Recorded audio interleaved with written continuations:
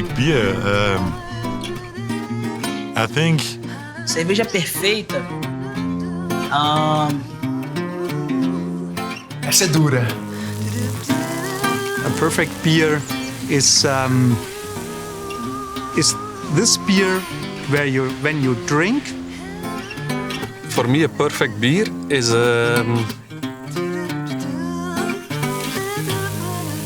Essa obsessão pela perfeição, ela é uma coisa do ser humano. Nós tentamos ser perfeccionistas. Então é uma busca incansável.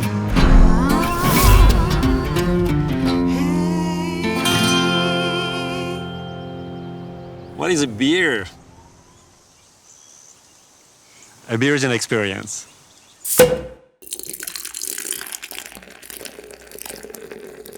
Cerveja é um produto fermentado por meio de levedura a partir de um mosto cervejeiro feito à base de cevada, malte de cevada principalmente e água, com adição de lúpulo. Foram as mulheres que acabaram, por mais que tenha sido acidentalmente, descobrindo a cerveja, e durante muitos e muitos anos a arte dessa fabricação ficou na mão das mulheres. Durante a Idade Média depois, aos poucos, na maioria da Europa, as mulheres foram deixando de fazer cerveja e quem mais começou a fazer foram homens, especialmente os monges. Na Idade Média, o índice de mortalidade teria sido muito maior se não fosse a cerveja. A cerveja, de certa forma, salvou o mundo algumas vezes, porque a cerveja era segura do ponto de vista alimentar. E daí se estimulou que se bebesse, na Idade Média, muita cerveja para não morrer. Se bebia água, morria. Se bebia cerveja, vivia. A condição era simples, além de muito mais divertida. The first code about quality, etc., was developed for beer. The invention, the discovery of bacteria and vaccines. First, Louis Pasteur wanted to discover what was going on in the magic of beer. So there are many aspects in beer history that put people together. Os egípcios, por exemplo, costumavam tomar cerveja em grandes ânforas, né, uma ânfora comum, com canudos. E a gente vê alguns retratos egípcios, eram várias pessoas ao redor dessa ânfora, cada um com o seu canudo lá e tomando a sua cerveja. Então já havia um espaço comum motivado pela cerveja, por ela ser democrática, por ela ser aglutinadora, né, por ela ser essa coisa de trazer pessoas para a mesa.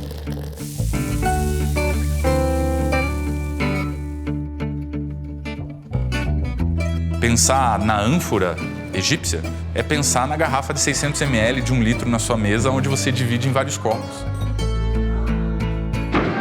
No começo do século XX, a gente começa a esquecer essa cultura cervejeira que a gente já tinha, que era grande, era variada, por conta da lei seca americana, o que influencia muito o mercado norte-americano e faz com que a gente não tenha uma produção de cerveja, uma cultura cervejeira. But times were becoming more and more troublesome. There was agitation on every side. Prohibition agents were raiding liquor-selling places and destroying illegal beer. E as grandes guerras no restante do mundo também faz com que a gente deixe de pensar em cerveja. O pensamento pós-guerra é um pensamento meio apocalíptico e as pessoas começam a procurar cervejas que são fabricadas em massa. Esse estilo é uma suavização das cervejas Pilsens originais e cria-se um estilo extremamente suave e refrescante que hoje é referência no mundo, que é a American Lager, o que a gente consome como tipo Pilsen. Essa cerveja, a partir dos anos 40, ela decola, vira a maior parte da produção mundial, faz com que a gente esqueça que existem 120 estilos de cerveja no mundo. O mindset muda com a contracultura dos anos 60 e as pessoas começam a procurar alternativas de consumo, alternativas de estilo de vida.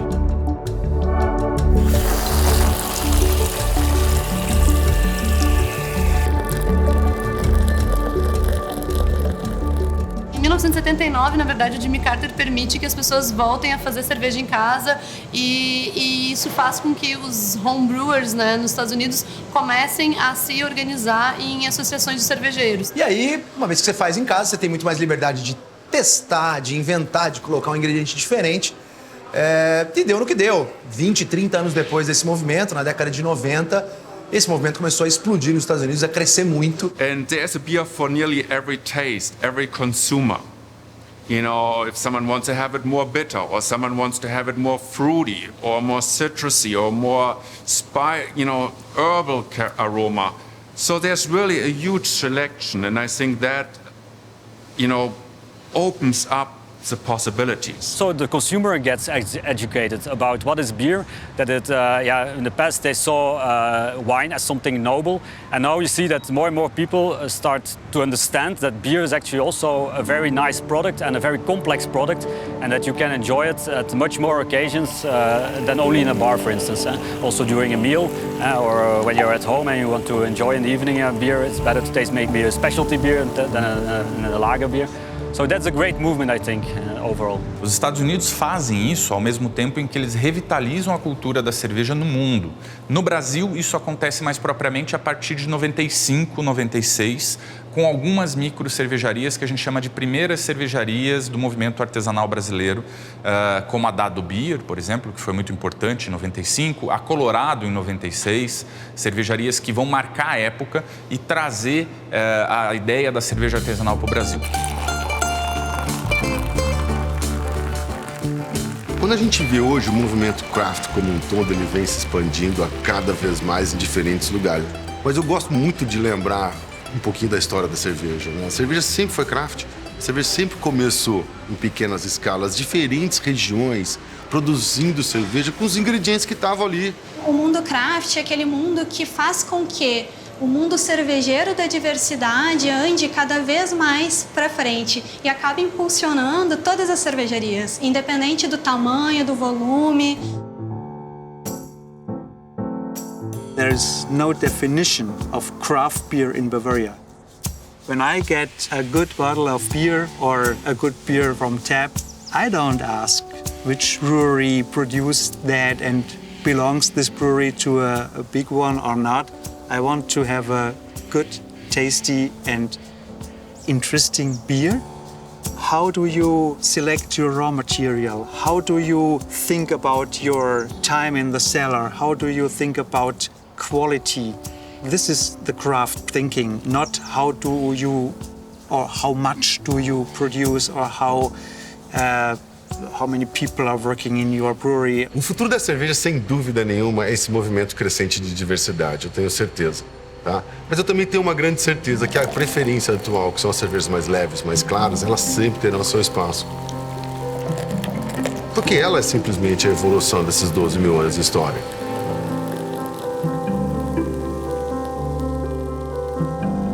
Meu pai é um amante fervoroso de cervejas.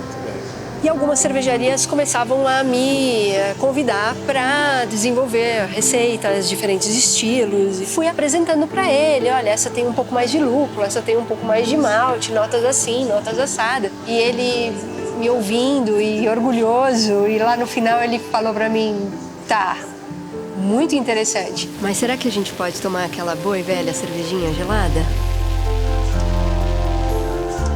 Na hora, eu voltei às minhas origens e eu voltei a valorizar a cerveja de todo dia, que foi minha e é de milhares, milhões de brasileiros até os dias de hoje. Então, o fato de nós termos cervejas de muita acessibilidade, para mim, é de uma grandeza enorme.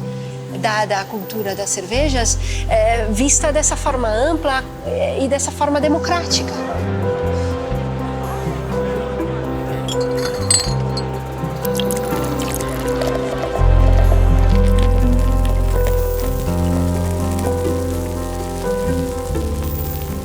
For me, a perfect beer has all of that inside. Perfection is there's, like we say, there's a lot of love and attention and passion going in a beer. You can taste that. You can't make beer like a machine. Brewing beer and being a brewmaster, you know, it's very, very difficult. And it's not only a science. Science is very important. It's also a handicraft, you know how to do it and add the hops and everything. But it's also an art.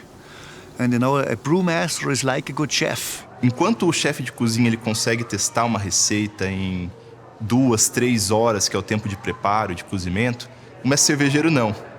As cervejas mais rápidas são produzidas em 2 semanas, mas a gente tem cervejas que levam meses, até anos para ficar pronto. De nada adianta a gente ter uma boa receita, eu posso te dar qualquer receita de qualquer produto que a gente faça. Se eu não te ensinar o jeito de fazer, você nunca conseguirá. Você busca equilibrar sabores, você busca equilibrar aromas. Na cerveja, Talvez esse é o ponto-chave para a cerveja perfeita. Equilíbrio. Equilibrar aroma, equilibrar sabor, equilibrar doçor, equilibrar amargor.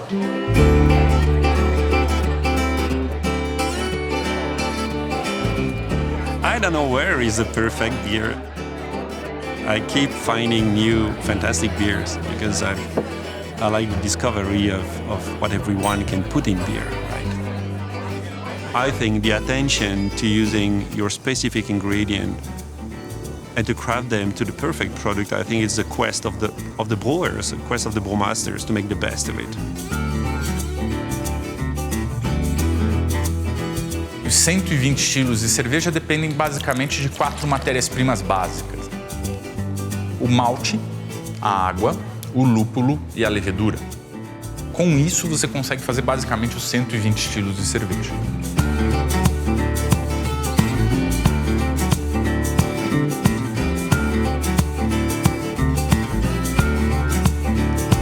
Eu acredito fielmente que o malte é a alma da cerveja. É o principal ingrediente da cerveja, ou seja, é a base para qualquer cerveja que tu for produzir. Nós produzimos malte pale, que nada mais é do que o malte pilsen. Então, um malte de cor muito clara, que é justamente o malte base utilizado em muitos tipos de cerveja. O processo malteiro e o processo cervejeiro, eles estão intimamente conectados.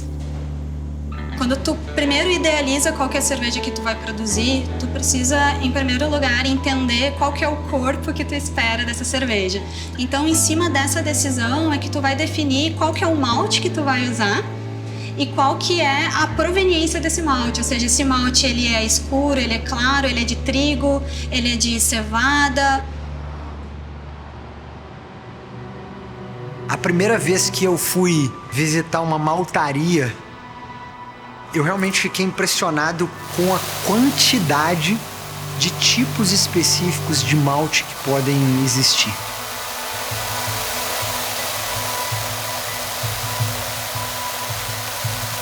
Desde um aroma que vai lembrar um biscoito, ou até um aroma que vai lembrar um caramelo, ou uma torra, ou um chocolate, que você vai colocar de acordo com o que você quer da receita. Então essa especificidade do malte perfeito que você escolhe é aquele malte perfeito para a sua receita perfeita. E a melhor analogia para a gente entender o que é o malte é pensar naquele grãozinho de feijão que a gente lá na infância plantava no algodão. Então eu vou dar umidade para esses cereais, o embrião vai começar a germinar. Ao invés de eu continuar estimulando esse embrião a virar uma planta, eu interrompo o processo de germinação. Quando eu seco o meu grão, eu posso utilizar temperaturas diferentes e tempos diferentes. Se você deixar um pão de queijo um pouco tempo, ele vai ficar cru por dentro. Se você deixar ele no tempo certo, ele vai ficar com aquela crostinha boa. Se você deixar ele muito tempo, ele vai ganhar uma torra. Se você deixar muito tempo, ele vai ficar queimado. No malte, é a mesma coisa. Então, por exemplo, quando tu for produzir uma cerveja clara, uma Brahma, uma Boêmia, uma Bud, tu vai precisar de maltes com esse tipo de característica, ou seja, características de cores mais baixas, sem torras excedidas, que vão te gerar apenas aquele aroma e sabor do malte específico em si.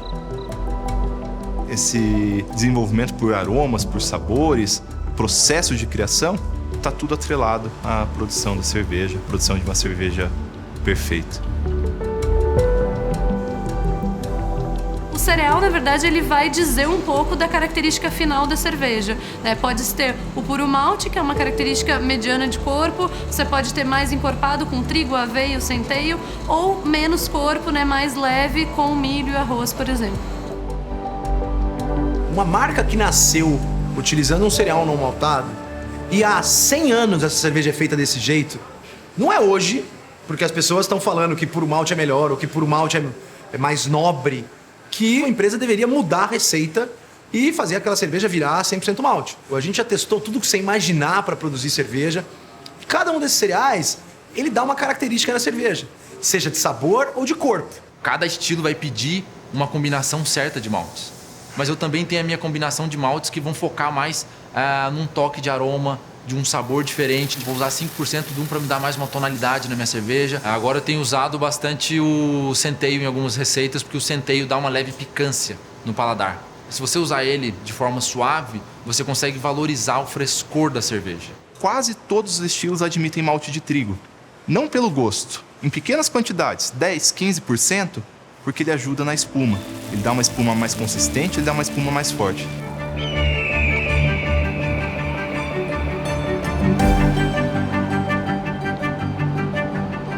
Então, várias coisas foram se desenvolvendo com adjuntos, por exemplo, milho e arroz para inserção de açúcares. Várias cervejas famosas, Rodenbach, por exemplo, etc., usam arroz, por exemplo, usam milho nas suas receitas. E o adjunto não é um vilão da história. A cerveja também depende do processo pela qual ela é feita. Pode fazer uma ótima cerveja com adjunto e uma péssima cerveja por malte.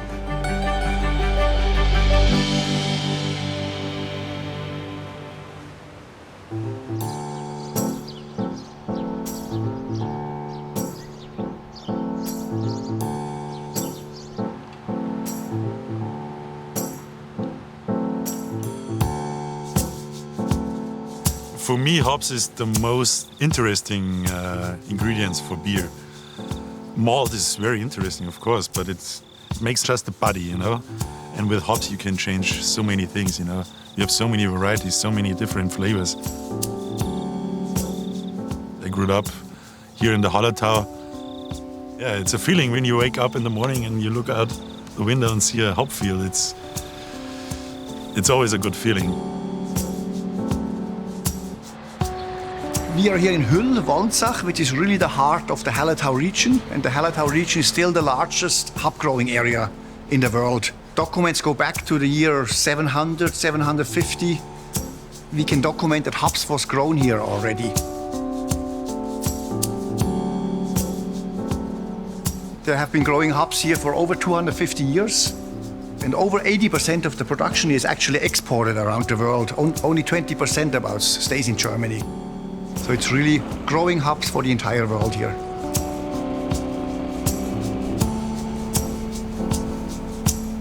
It's not easy to grow hops, and the secret is, you know, it's about the length of the day during the summer. That's the most important thing. So the latitude is very important. And the Hallertau region is exactly on the same latitude like the main hop growing areas also in the USA and pretty much around the world. Both in the northern hemisphere, but also in the southern hemisphere, you know, Australia, New Zealand, Argentina. They're also growing hops, but it's always around the 45th, 50th degree, because the hop plant is perennial. You know, you plant it once, and then every year the hop keeps coming from the same rootstock. That's why it's almost impossible to grow hops anywhere else. For example, Brazil, because it's too close to the equator, and the hops would grow maybe that tall and then start to flower, and then you don't have a yield.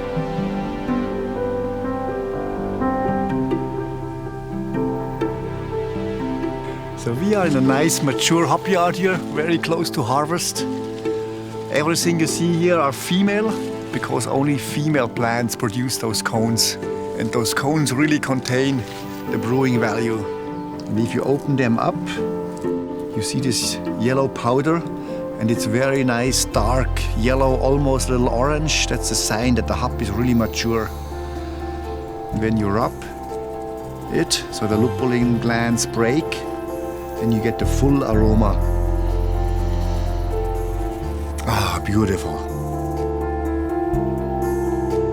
And you know, in the Middle Ages, it was really not hops, so brewers used other stuff, some berries, some barks, some things were even almost poisonous and they were not good. And then finally, you know, hundreds of years ago, they found that hops is preserving the beer. This was the main reason to start using it, but also that it's adding those beautiful aromas and bitterness to the beer. Hops is like a little bit the seasoning, the spice, you know. You only add very small quantities, like a good pepper on a steak, you know. You add little, but it has a big impact on the quality of the end product of the beer in this case.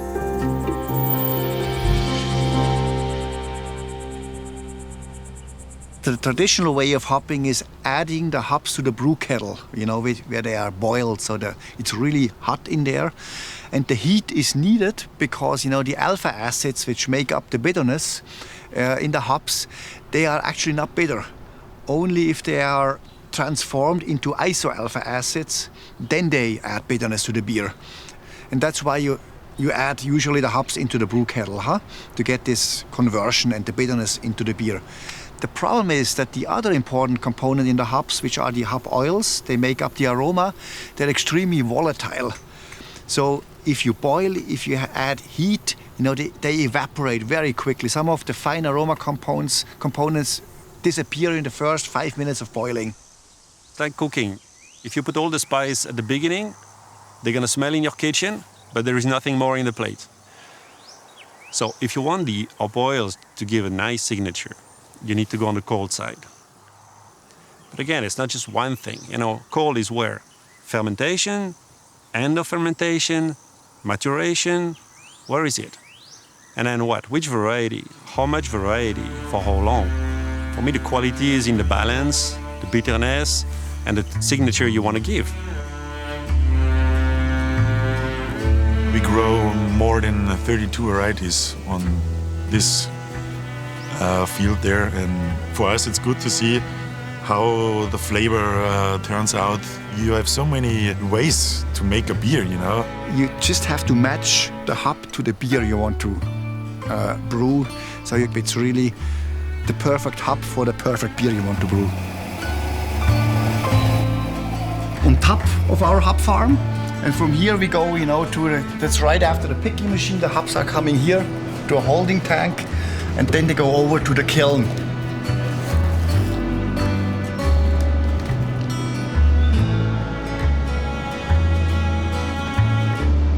So this is the conditioning chambers here. In here you see the hops already spread out, and then we're circulating cool air from the bottom through the hops bed. And now we need to drop them into the conditioning chamber so we can add some moisture and some air back to the hops. So then they are perfect and can be put into the bag and then brought to the cold storage warehouse. So once it's pressed into pellets, which makes it a more compact product, easier to handle, easier to dose, but then afterwards it is also packed in foils, protected from oxygen by using inert gas.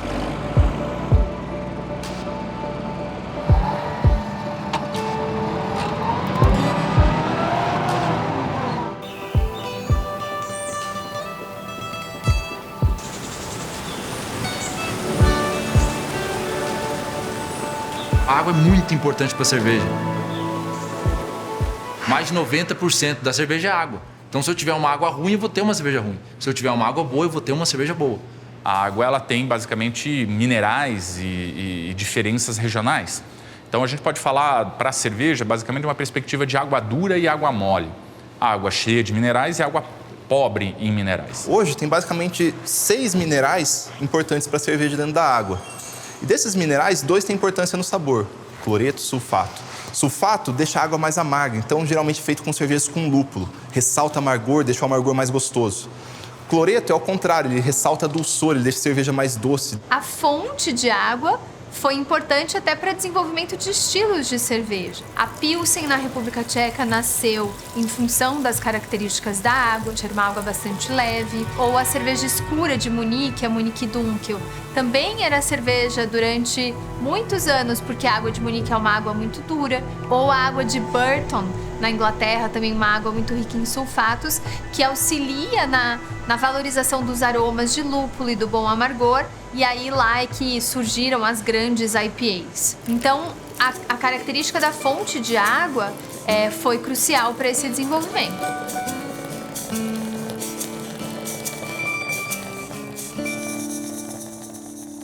Ela tem um papel importante na história da cerveja, porque sua composição química muda a cerveja. A gente não tem uma água, a água não é neutra do mesmo jeito em vários lugares. Nós que estamos no Brasil gostamos de uma cerveja muito leve. Então, basicamente, o nosso sabor ele precisa de uma cerveja bem mais leve, refrescante, que uma água que seja muito, muito simples da gente compreender. Não pode ser uma água com muitos ingredientes, porque senão a gente percebe no sabor e a gente não bebe a cerveja na mesma quantidade e prazer que nós beberíamos aquela cerveja que tem uma água bem leve e refrescante.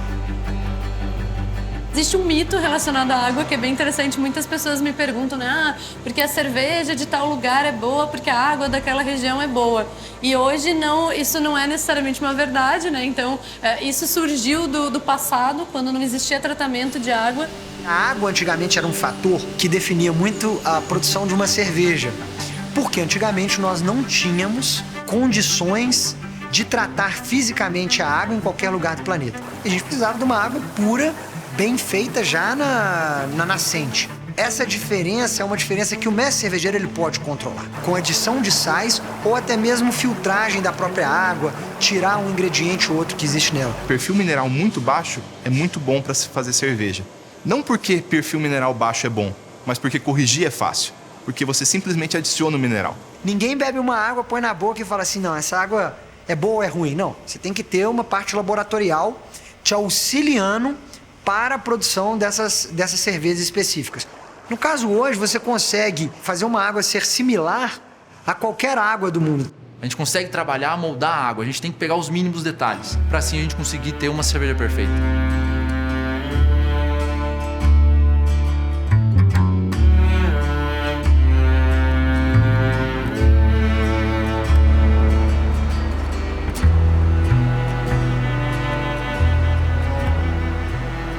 Quem faz cerveja, na verdade, não é o mestre cervejeiro.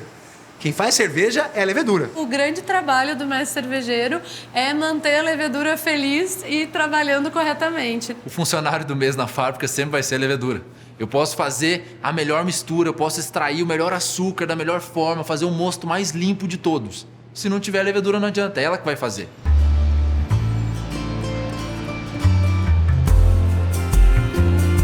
Uma levedura, na verdade, é da família dos fungos. É uma célula que tem a característica de consumir açúcar, se multiplicar e fazer essa fermentação. The role of the yeast is two parts. One part is the production of the alcohol and carbonic gas, and for this require energy. So the yeast we split the sugar into alcohol and carbonic gas. And on top of this, the yeast need also food coming from the wort. It's the nitrogen source that you have in the wort.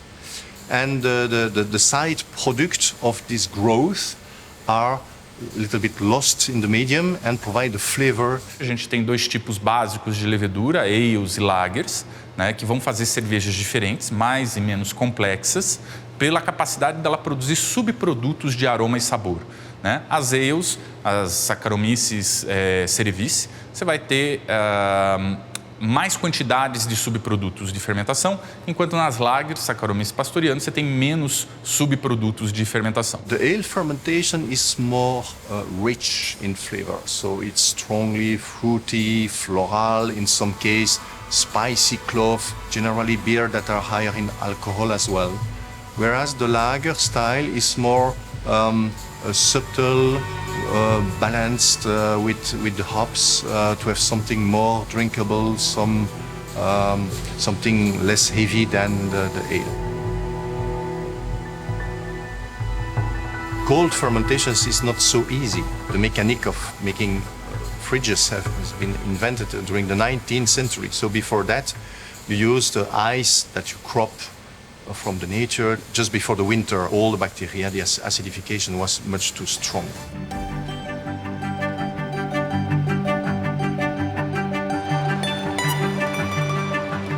Eu acho que uma das leveduras que eu mais gosto, talvez a que eu mais goste, é a levedura de Leffe. Leffe não é uma cerveja que leva trigo na composição, só que ela te remete a algumas notas das cervejas de trigo belgas. Então, você consegue pegar aquele fenole com aroma de banana na cerveja, um pouco misturado com um caramelado do malte, que é incrível e é 100% da levedura. A gente tem 4 grandes escolas cervejeiras no mundo.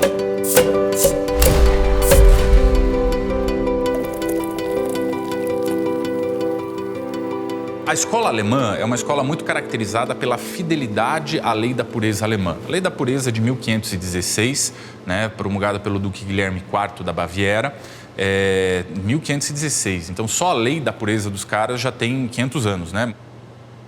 Essa lei, ela diz basicamente que você tem que ter malte de cevada, água e lúpulo na cerveja. Só isso. Beer is a wonderful product. You know, there are so many products where you don't know what's in there. Beer tastes so good and delicious and a lot of different styles, but you know, it's only water, hops, malt and yeast. That's all, nothing else. Mais tarde, essa lei da pureza vai mudar em 1800. Ela vai incluir a levedura, que não era conhecida na primeira lei, e vai incluir malte de trigo e outros cereais, como centeio também. Beer is cooked, beer is boiled, so every microorganisms are dead, and beer was more healthy when you don't put anything in it and be strict to what comes in the beer.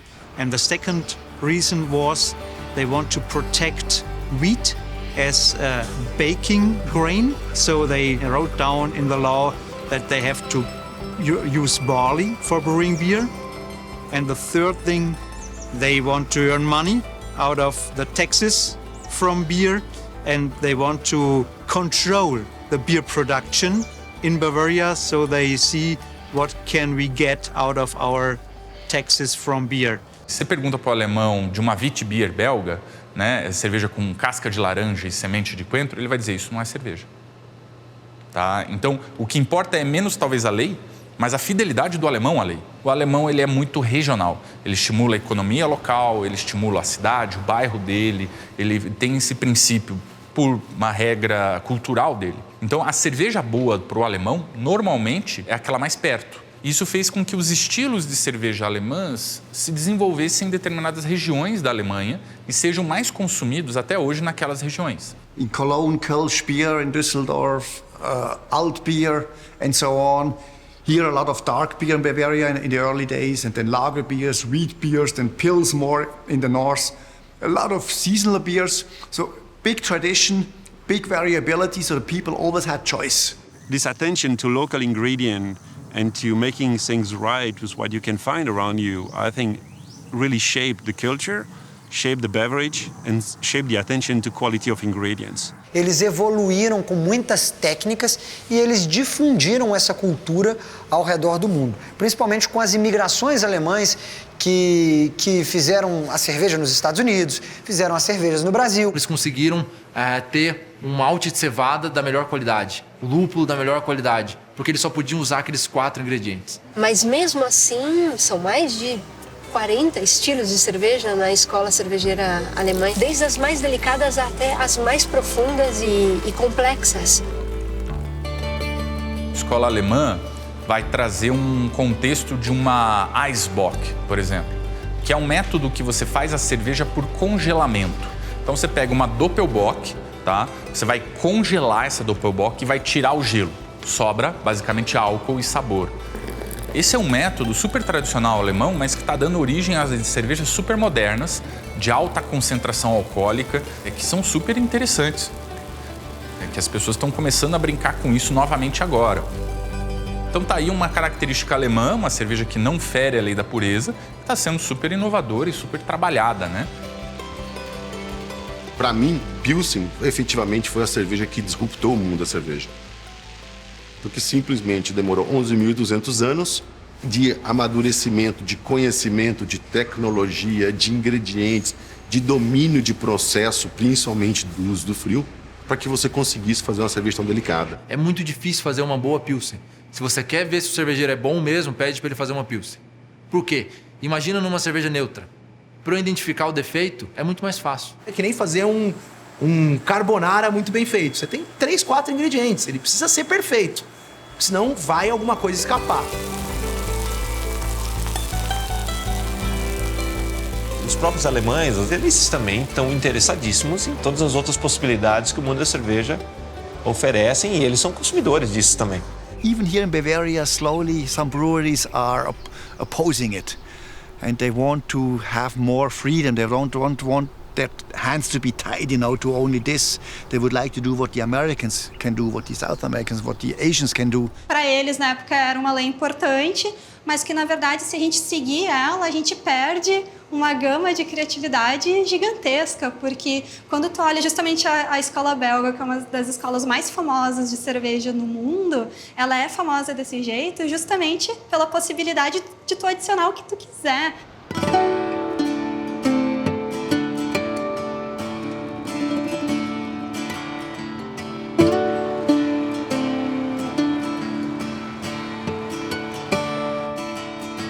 The Belgian beer world is much more diverse and much more complex to discover, I would say, than the German one.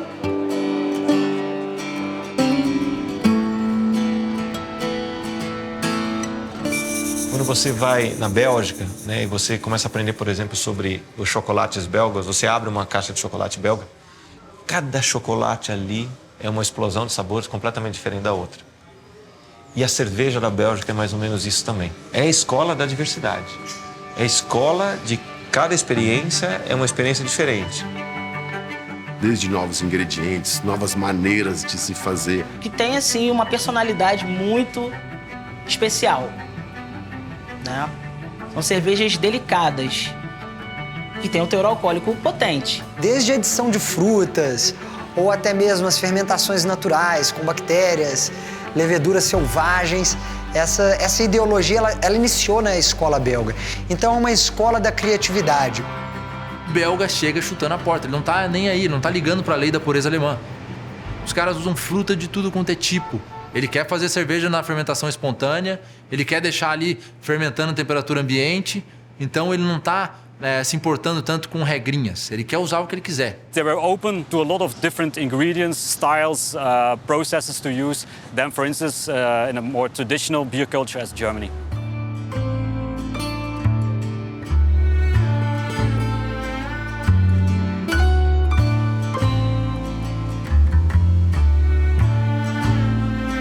This is the place where more than 800 years ago the Abbey of Lef was founded. Every abbey in Belgium, they used to brew their own beer. The beer now is produced in different breweries here in Belgium, of course with modern technologies, not like 800 years ago anymore. Everything that we brew is going to the Abbey of Leffe, and there the fathers give their okay. So they still own the recipe.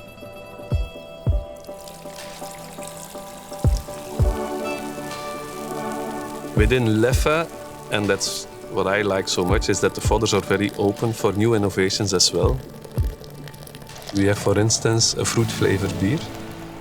It's not that well known outside of Belgium and France, but it's a big success because exactly it's what people are looking for. They want to taste and to try new beers. So within Leffe, even with its history, we can try to bring in some new innovations. As from when I started to drink beer, I was not working for our company yet. But for me, Leffe was always there and was always in my fridge. Então a gente fala que se você procura alguma coisa inovadora em termos de cerveja, você encontra na Bélgica.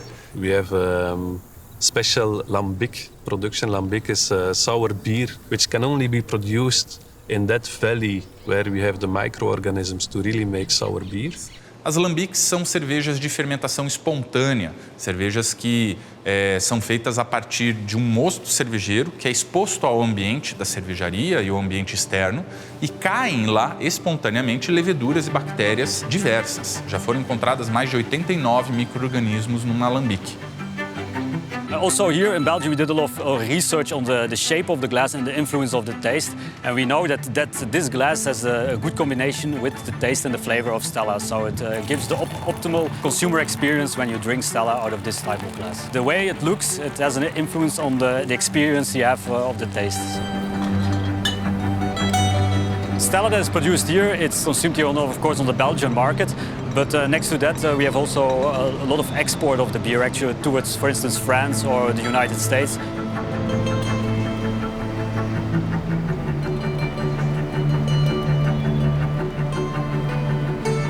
We fill about 60 to 70 different beers, actually. We are, of course, a very big brewery, so also some of these beers are produced in other breweries, and they are then road tankered to Leuven, and they are filled on our filling lines. We produce about 60 to 70% of the volume that is consumed in a country like Belgium.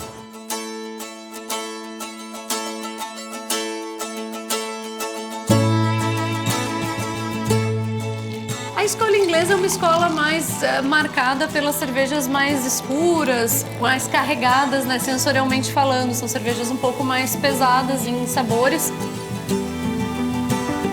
Então a escola inglesa engloba as cervejas como as stouts, as porters, que são cervejas que elas levam uma pequena adição de malte bem tostado, mas essa pequena adição já serve para deixar a cerveja preta. Pode vir a dar um sabor de café, pode vir a dar um sabor de chocolate na cerveja. Você pode falar da porter, da stout, você pode falar das cervejas que são mais malte torrado, etc. Mas, para mim, a escola inglesa é o pub. As mulheres lá atrás produziam cervejas nas suas próprias casas e, aos poucos, começaram a usar essa cerveja para trocar por outras coisas ou vender localmente. E a casa delas começou a ser muito frequentada. Então, começou a ter sempre muita gente na casa dessas mulheres, que eles começaram a chamar de public houses, porque estavam virando casas públicas, né? E aí vem a abreviação dos pubs. O pub é um símbolo precioso aí da escola inglesa, que junto traz a questão dos pints. É outro simbolismo da escola inglesa, aquele copo com um dedinho de espuma lá só.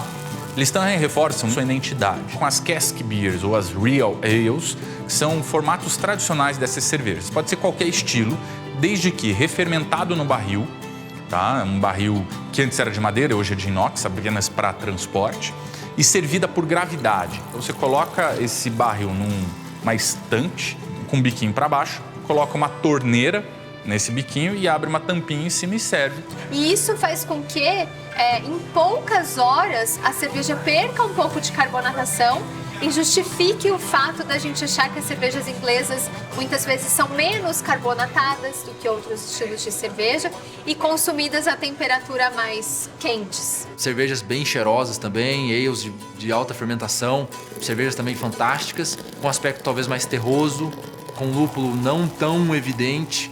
E também inúmeros estilos de cerveja, uma escola cervejeira também muito legal. A história da IPA, na verdade, as pessoas até não sabem, né? Ela é uma cerveja inglesa.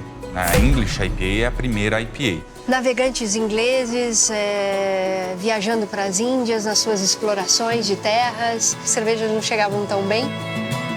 Voltavam para a Inglaterra, reclamavam com seus cervejeiros e pediam para que essas cervejas aguentassem mais as viagens. The name of Indian Pale Ale was really, an ale produced in England for the troops in India.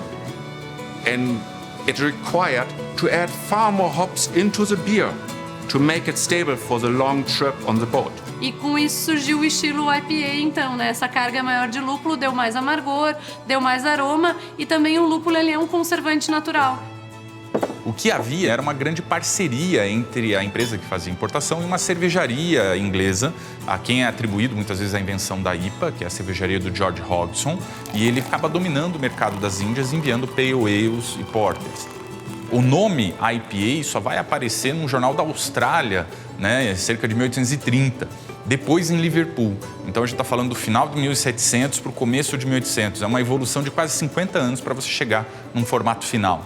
Então a IPA não é um estilo inventado por uma pessoa ou descoberto, né, ali como Thomas Edison descobriu a lâmpada. Não, não é assim.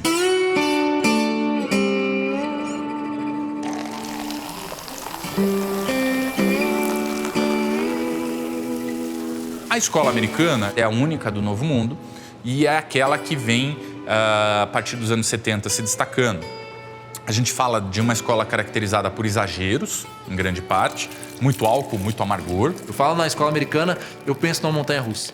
Porque é o cara extremo, ele quer fazer tudo o máximo, ele quer tirar ali o máximo que ele puder fazer, ele não tem também limite, ele quer inventar o máximo. Então você pegar e tem cerveja com 70% de álcool. Essa marcação sensorial foi encontrada como um caminho de identidade totalmente original e criativo por parte dos americanos. Os lúpulos americanos, as variedades nativas, trazem características também muito peculiares, que são essas notas cítricas de frutas tropicais. A grande base da escola americana é a escola inglesa. Eles pegam lá Pale Ale, vão pegar um lúpulo americano, mistura tudo e faz uma American Pale Ale. Pega a IPA inglesa, o lúpulo americano, mistura, faz a American IPA. Eles vêm pegando estilos belgas e fazendo, por exemplo, as sours, né, inspiradas nas lambiques ácidas. Então eles vão resgatar muitas das coisas do mundo, maturação em madeira, e trazer isso para dentro da sua escola. When you work in a brewery here in Bavaria, you make a lager, you make a wheat beer, you make maybe a fest beer or something for a special event, and the Pilsner more on the hoppy side, but in the US, they have everything, you know. And even the quality, I was so surprised that the quality is so good there. You know, a bunch of small breweries are playing around, experimentals, and the quality, like, okay, interesting, but there are so many good breweries over there, and I was very surprised there. Tem muita gente que faz cerveja em casa lá nos Estados Unidos, isso que é legal. Tem muito homebrew. Então isso muda o mercado. O país, o lugar que tem muita gente fazendo cerveja em casa, acaba mudando o mercado no geral. Eles fizeram um estudo que o americano comum mora no máximo a 10 milhas de uma cervejaria nos Estados Unidos. Então esse senso de drink local, de comunidade, é muito forte nos Estados Unidos. E isso acontece tanto porque as pessoas se identificam com as cervejas e com as marcas. A escola americana tá vendo o que o belga tá fazendo, o que o alemão tá fazendo, o que o inglês tá fazendo, e todo mundo tá se comunicando e interagindo com isso. Porque, eu vi que o cara fez uma Brut IPA lá nos Estados Unidos. Eu falei, Brut IPA? Eu não tinha pensado nisso. Por que não fazer também? Por que não tentar fazer uma aqui? O que é esse estilo? O que esse estilo pede? E aí vai abrir a minha cabeça, a minha mente para talvez criar também uma cerveja nova.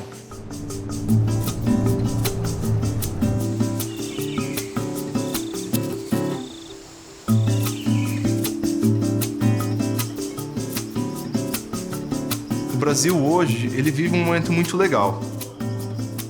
A gente está no momento de pegar estilos de fora, trabalhar um pouco para nossa realidade e exportar.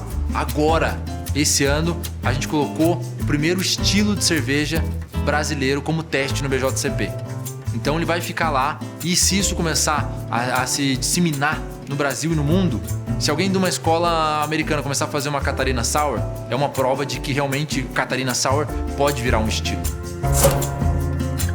A Catarina Sour, ela é um novo estilo brasileiro. Começou lá na Alemanha essa história. Antigamente eles faziam uma cerveja alemã que eles paravam o processo no meio, e nesse parado processo a cerveja ela acabava acidificando. Existem bactérias na casca do malte, a mesma bactéria que vai no iogurte, por exemplo. Ela começava a consumir o açúcar do malte e transformar esse açúcar em ácido. Aí a cerveja ela deixou de ter amargor e passou a ter só acidez. Essa cerveja ela ficou muito ofuscada por muito tempo. Por dezenas de anos ninguém se falava mais nela. E aí, simultaneamente, tanto no Brasil quanto nos Estados Unidos, começou um movimento de, no fim da fermentação, quando a cerveja está terminando o processo, adicionar fruta. E aí eu mantenho as características de acidez, tanto lática da cerveja quanto das frutas utilizadas, mas com muita presença do aroma e sabor daquela fruta ou daquela mistura, né? Como eu já vi maracujá com manjericão ou outras combinações, né? Ressaltando a presença, eu acho que justamente dessa brasilidade na questão da fruta e da refrescância. Porque o brasileiro é muito criativo. Eu vejo que a galera tá buscando novos condimentos, usando, jiló, cenoura. Como assim uma cerveja com legume? Enfim. Então, eu vejo muita inovação. A galera muito criativa, trazendo novos elementos para a cerveja. Então, quando você toma uma cerveja nossa, ela é uma IPA. Ela é uma IPA com rapadura. Ela não é simplesmente uma cream ale, é uma cream ale com graviola. E o que é legal é que a gente sempre costuma brincar que o Brasil tem uma biodiversidade incrível. Tem pesquisas em andamento, acho que é um campo para se evoluir muito na questão de leveduras brasileiras também, né? De leveduras que são extraídas aqui do nosso bioma regional e que podem trazer aromas, sabores inusitados que tragam mais a nossa cara. Então eu acho que esse é um ótimo caminho. No Brasil mesmo, a gente está utilizando muita levedura que o pessoal também traz da cachaça. Então dá pra gente utilizar também na cerveja, que dá um subproduto fantástico. Eu falo muito mais da escola brasileira de cerveja como essa escola de cervejas leves, extremamente atrativas, com muita drinkability. Eu acredito muito mais nessa pegada para ter um estilo de identidade muito brasileira. No Brasil, a gente tem o prazer de tomar um produto que no mundo afora não tem tanto como a gente aqui, que é o chopp, que é extremamente fresco e ele é consumido de uma forma diferente aqui, com espuma cremosa, que faz parte do líquido. Para mim, uma das minhas paixões nacionais. Assim. Um chopp muito bem tirado é gratificante, né? Você receber um colarinho bem tirado, uma cerveja sem aditivos, né? Uma cerveja fresca. Um chopp é diferente de uma cerveja. Um não foi cozido, o outro passou por um tempinho de cozimento. Ele não passa por um processo chamado de pasteurização. Então, por isso que ele tem uma validade menor. Como ela tem que ser consumida com 15 dias, você consegue se beneficiar do maior frescor possível do líquido. Essa é a principal diferença. Agora, isso é a coisa mais importante do mundo, ter uma escola brasileira de cerveja? Não é. Não é. O que é mais importante é a gente oferecer cervejas com experiências sedutoras. Isso é mais importante.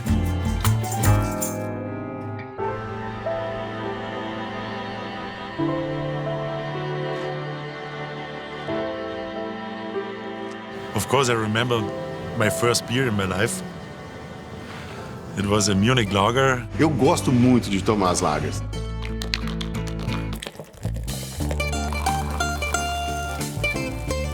Eu digo que a minha cerveja perfeita é como ouvir música. Vai do momento e do mood que eu tô, do meu humor. Eu estou num momento mais rock and roll, eu vou para uma Imperial IPA. Eu estou num momento mais light, eu vou para uma Sour. I love those light beers.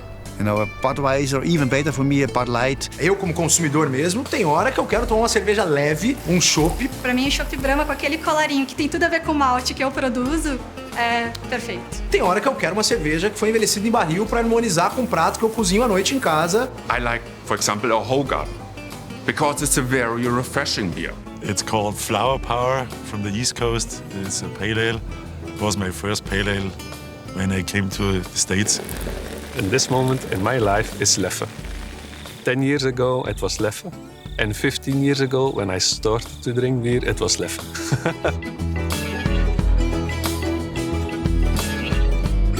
For me, it's all about the occasion. There's always a perfect beer for a certain occasion.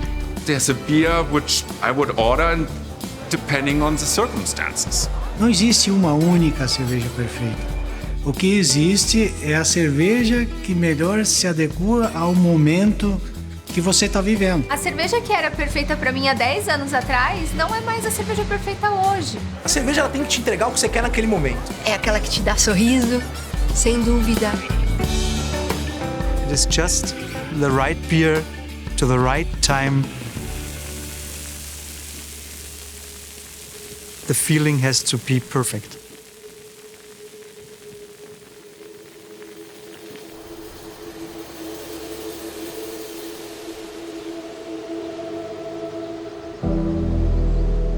Se eu falar de cerveja perfeita, eu tô sendo hipócrita, porque a gente sempre está buscando maneiras de melhorar uma cerveja.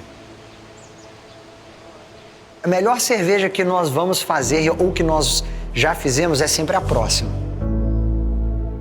Eu fiz a cerveja, ficou exatamente do jeito que eu queria, ela é perfeita, mas e agora? Eu acredito que a cerveja perfeita ainda tá para ser feita. Essa cerveja pronta, ela é o resumo de uma paixão de várias áreas. Desde o cientista até o operador de uma máquina, até o cara que está no campo colhendo a cevada, até o cara que está ali no campo pegando nas mãos esse lúpulo. When I was still a young man, just starting to take the job over from my father, you know, and buying the hops for the biggest brewery in the world, I was still a little bit insecure. And he was telling me especially how proud he is, you know, that he's not selling those hops through a dealer to a brewery, but that he knows, you know, who the breweries which beers his hops are going into, and that the brewer is visiting him directly. And he almost cried. He was so happy. This was very emotional for me as well. For me, being a brewer, I'm very proud to being a brewer because beer brings always people together, and for me that's always fun to see when people are happy. No momento em que eu vou pro bar e tô descontraído, quero tomar uma cerveja para acompanhar um bom papo e ficar lá bebendo numa boa e tranquilo, sim, uma American Lager pode ser perfeita, por que não? Ou no momento que eu tô num bar de cerveja artesanal, diante de 40 torneiras de cerveja artesanal e eu escolho uma, eu escolhi aquela porque aquela é perfeita para mim naquele momento. A cerveja te conta uma história. Não é o que você coloca no papel, é o que você sente. The journey is probably more important than the end game, you know? I don't like to reach the destination. I like the journey. Right? So it makes a journey an education journey, a passionate journey, an encounter journey. You meet people, and I think the journey is probably more interesting that I got the perfect beer, right? There is a good example for that. The Gose are salty beer, literally really salt, like for cooking. The first time I had a Gose was in the United States, and I taste the beer and I feel like, yeah, okay, it's a beer with salt. I mean, the sky is the limit. Where do we stop? And then I find another Gose somewhere else, and I feel like, hey, Gose is something. Let me figure out what is a Gose really. And I realized Gose is a style from Germany, from the town of Goslar. Goslar. Oh, it's not a made-up thing. It's not a crazy exploration invention. So there is history. It's kind of gone from Germany, gone from Europe. You don't find it. But someone found back a recipe in US for like, okay, what is it about? Why is it salty now? These guys in the 17th century were making beer like everybody in barrels. And a barrel, in a wood barrel, when it goes empty, if you don't refill it, it gets moldy. And this guy, it's before Louis Pasteur, so before anybody knows about yeast, etc. They figure out if you put some salt inside the barrel and we roll the barrel, and we don't have, the barrel remains good, meaning that the beer they would put inside would become salty. So it's not like, oh, let's put some salt in beer. It's like, there is a story, there is something behind. So now there is a reason why it's called a Gose, and there is a reason why it's salty. Revive an old tradition, revive a piece of history, bring it back to, hey, that's part of our culture. Let's not forget it. So it makes something very different. For me, the beer tastes so much better when I know the story of the beer, because it makes it personal. It makes like, oh, now I get it. It's not about describing what I like, what I don't like. Suddenly there is something in the back of it, and someone is telling me a story, and a true story, a meaningful story. Sometimes it's not perfect from a taste perspective. There are some faults, technical faults, etc. But the story and everything that was put into the beer makes it like, wow, this is awesome, I love it. It's not just intellectual. You've seen something, you've heard something, you're in a place, maybe there is music on top, there is a mood, there is something. And your brain is making the final impression, the final enjoyment. And some of these best beer are this moment where it comes together. Yeah, that's what I would call the perfect beer.